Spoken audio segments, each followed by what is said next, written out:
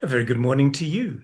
This is Off the Shelf. My name is David Batsoffen, and it's that time of year again. It's time for the annuals, and I'm joined by Jonathan Shapiro, best known as Zapiro, for his new book, What Else Could Go Wrong? Jonathan, good morning. Welcome to you. Hi, thanks, David. It's that time of the year again. Can you believe? I mean, and this is a special annual, isn't it? It is special. I mean, this time of the year jumps up on me. Not doesn't creep up on me. It kind of jumps there every year. This is number 30. I mean, this has Wow. happened. This is the 30th time it's happened. Oh, the first time was obviously there was a lot that went into the production of Yeah. the book. In fact, it took me longer. I probably should have produced one a year before 96.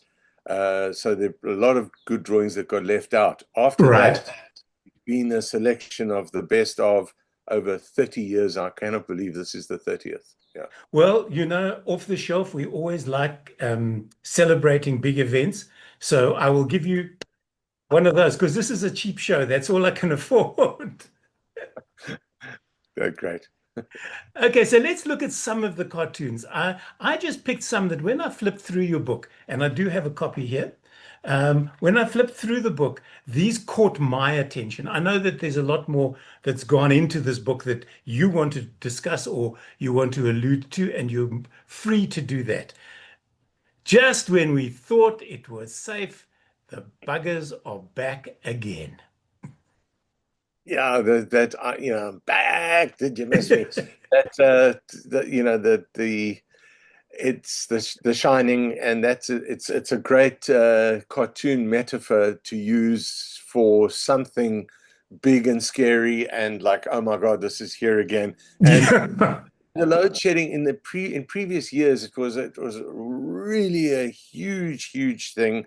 It looked like it was about to cripple the country, and it was. Right. And then for a long period where there was no load shedding, and then suddenly there was load shedding again. We all, everybody script for it, and it felt like it was appropriate to use to use that metaphor. And I enjoy doing these parody cartoons. I love really trying to make it look and feel like the original. You've got to do it very close to the original and then just Yeah. change a few specific There, things. there are two others in the book that caught my attention. They're not on the slides that we're going to talk to, but the one was the South Africans arriving in America and Oh looking at yeah. themselves like they were the Simpsons. That was really funny. And Not then the Simpsons, not the Simpsons, the Far the Side. sorry, the Far Side, the Far Side, and you Yes, you yes, have given Gary Larson credit there. And the other of one course. was Spy versus Spy. And those of us of a certain age who grew up with Mad Magazine remember those with a great deal of fondness. We do indeed. So well done to you for seeing the humor in that.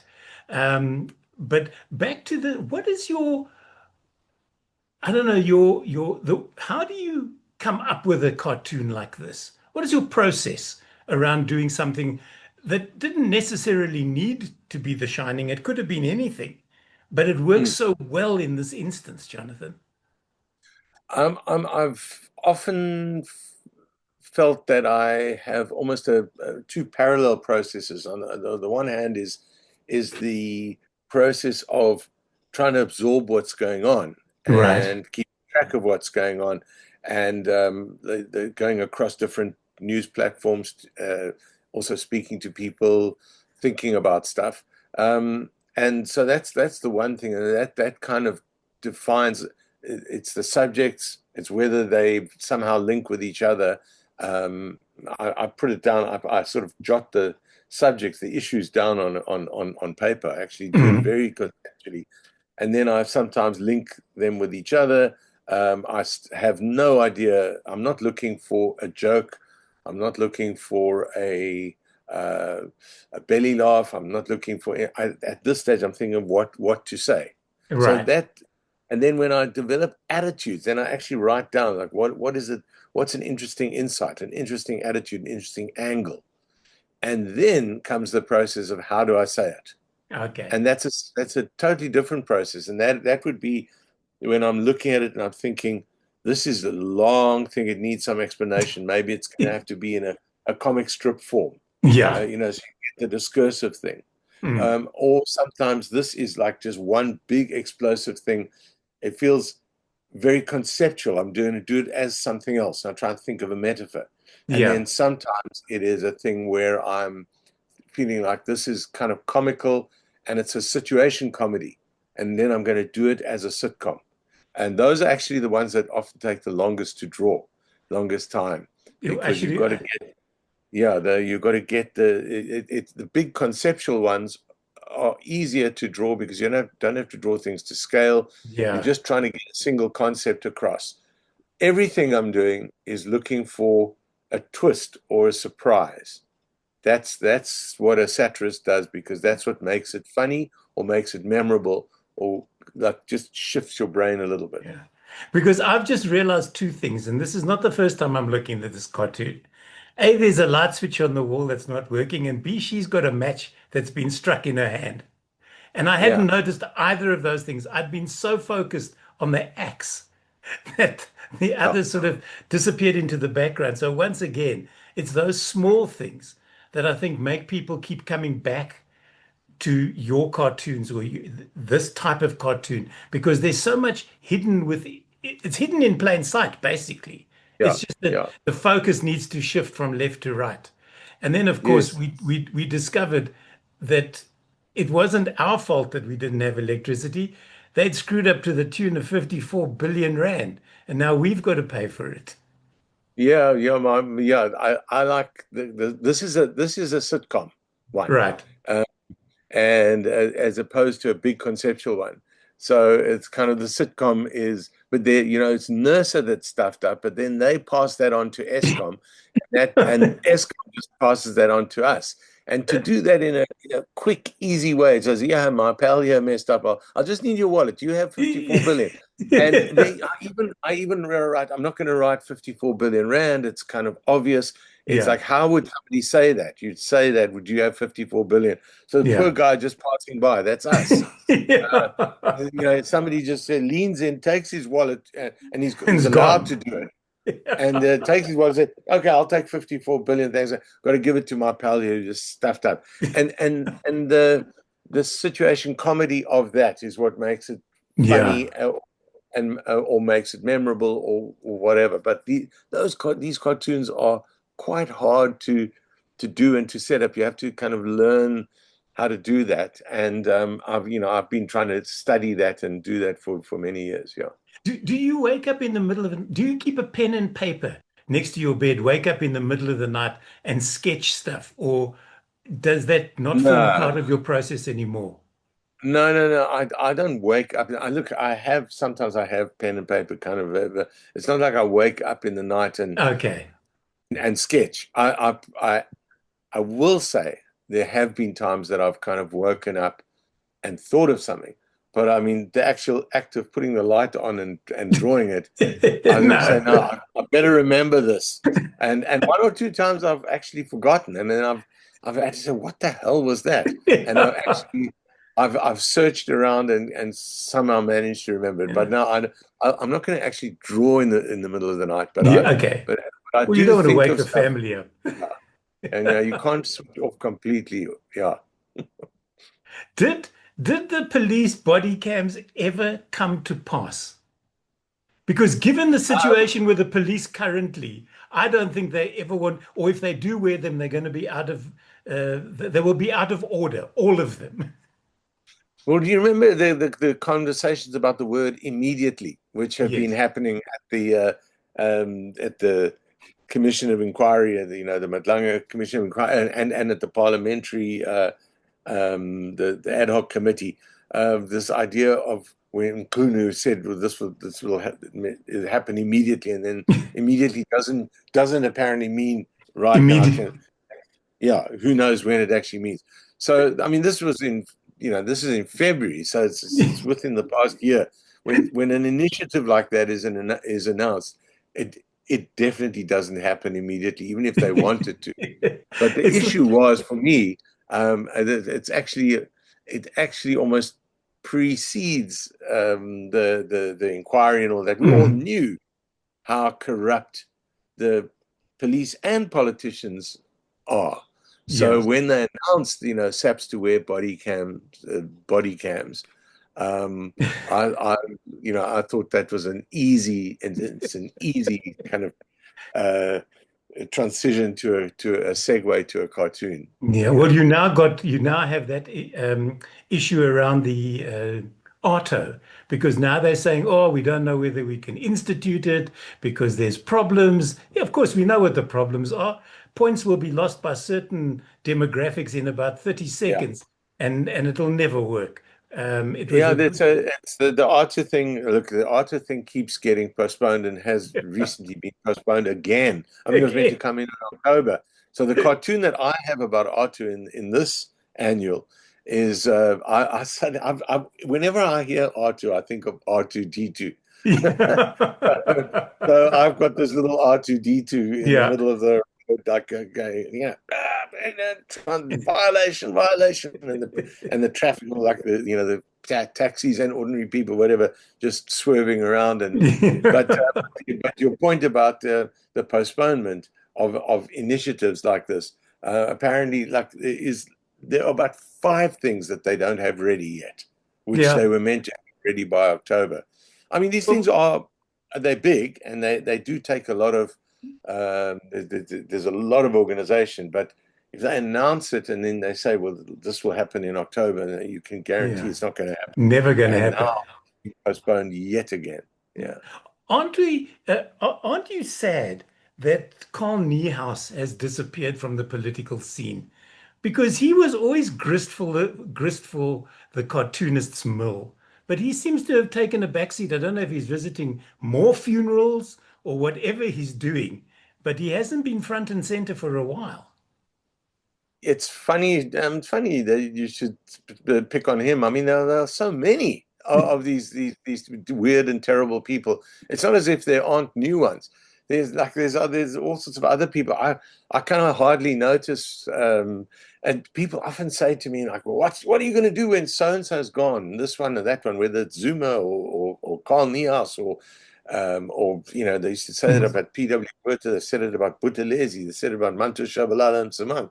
I mean, they're new ones. So and Niehaus will crop up again. I actually went to a meeting the other day. Francesca Albanese, the fantastic UN representative on Palestine, Mhm. giving a fiery speech on and condemning Israel and all of that.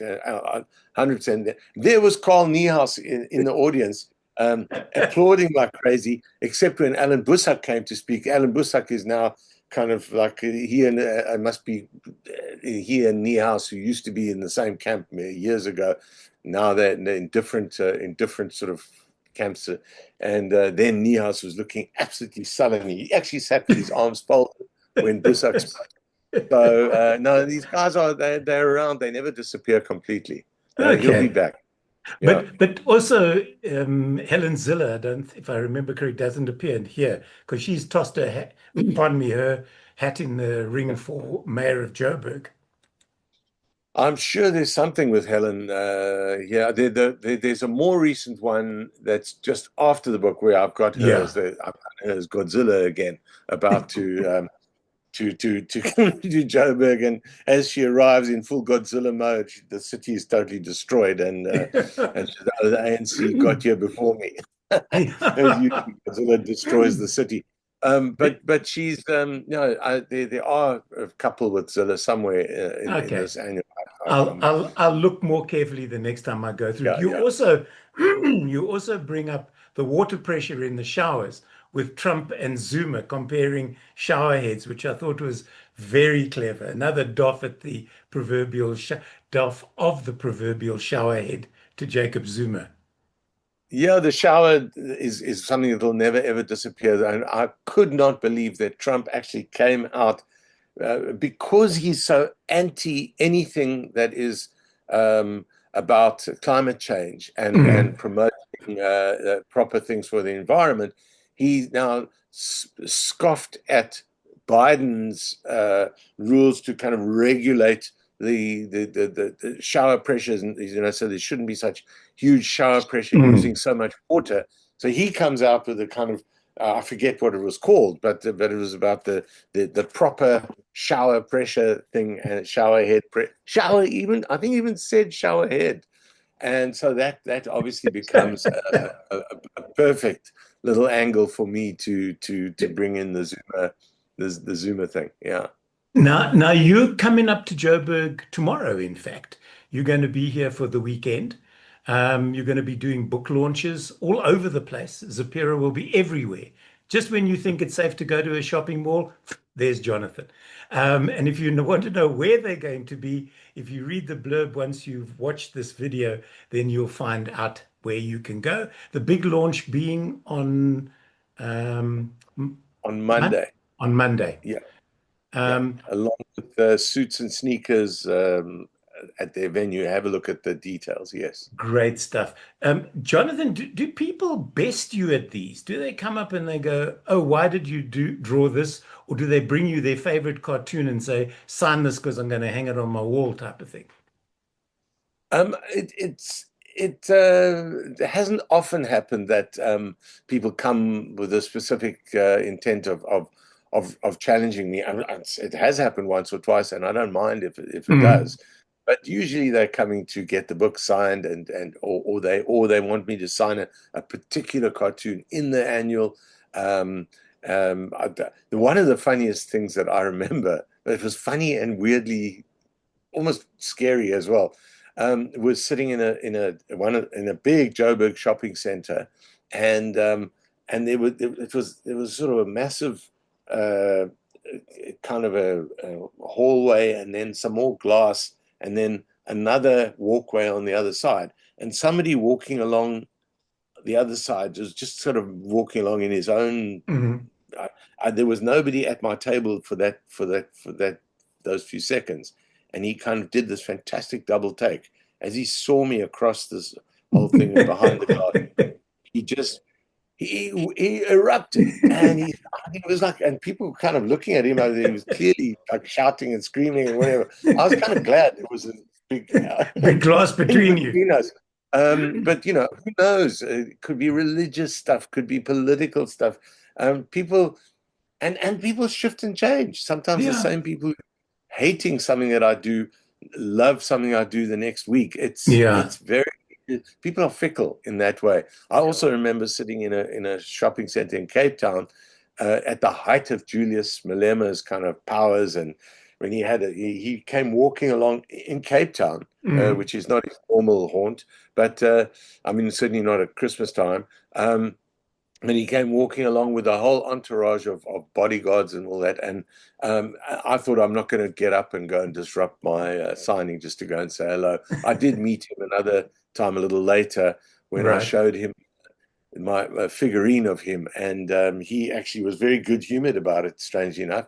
And he just looked at it and he said, "Oh, look at me! Look how I've changed." And because I've done the fat The Malema, fat and version.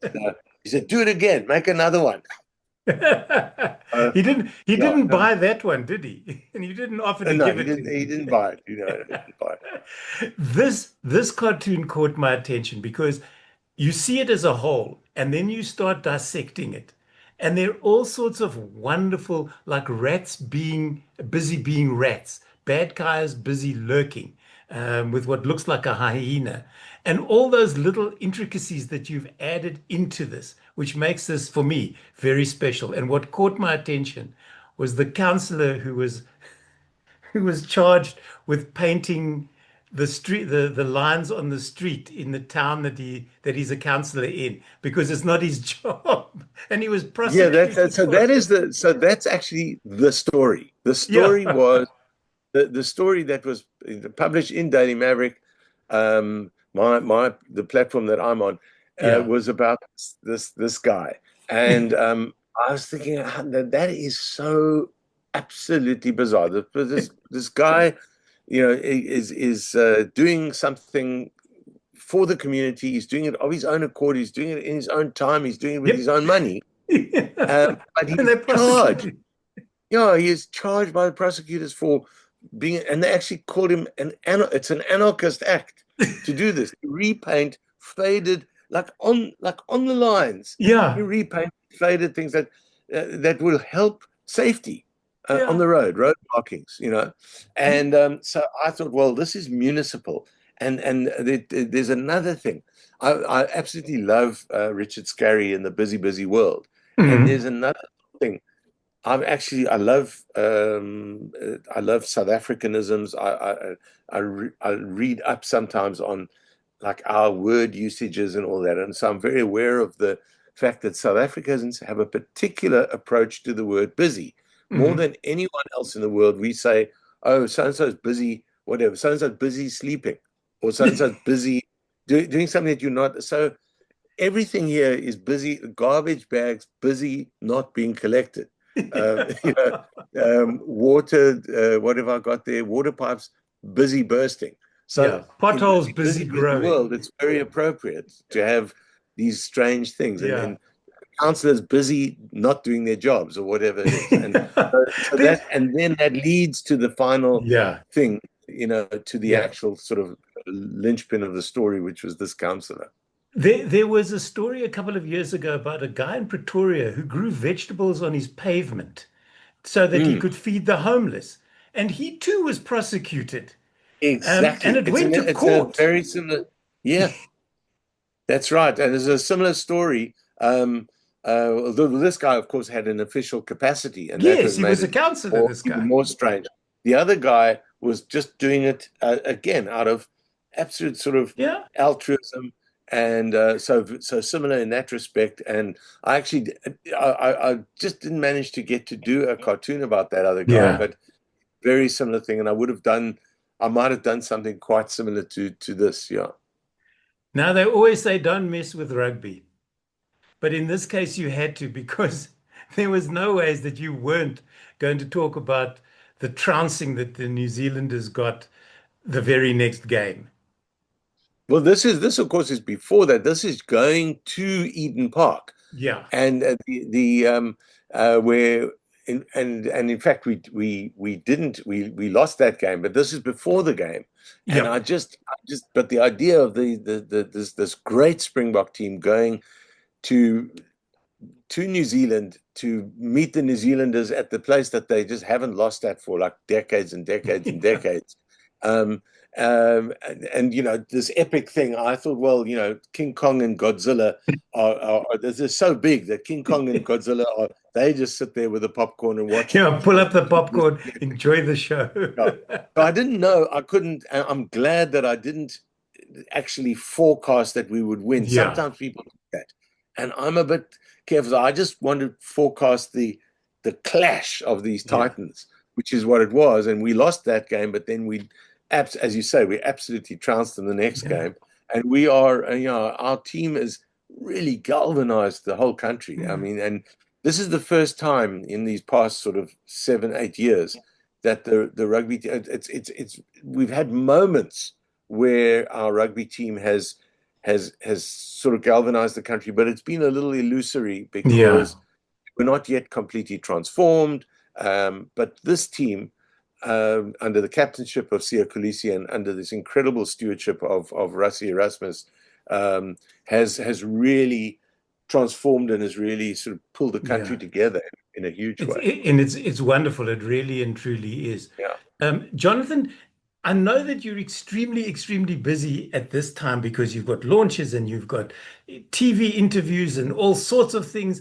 So I'm not going to keep you too much longer, but I just want to know, do you have time to do anything else? I don't know. Do you scuba dive?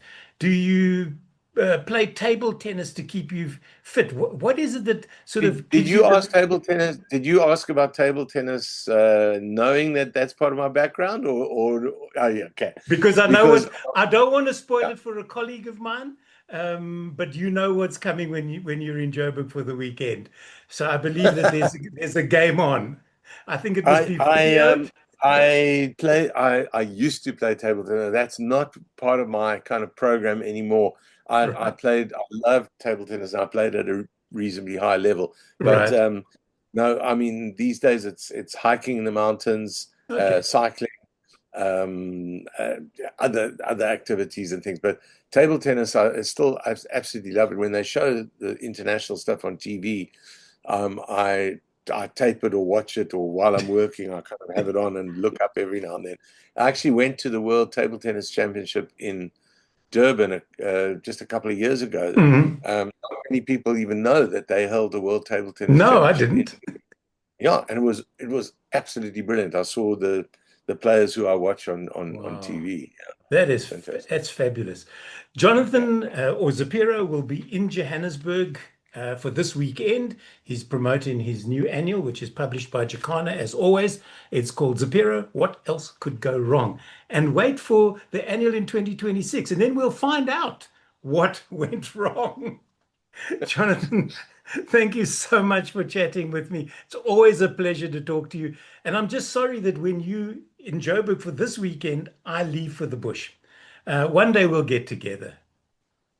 Yeah, we will. But it's been good talking with you, David. Thank you very much. Thanks so very much. My guest today, Jonathan Shapiro, otherwise known as Zapiro. The book is called What Else Could Go Wrong? It's published by Jacana Media and it's available in good, bad, and indifferent bookshops now. Go and buy yourself a copy.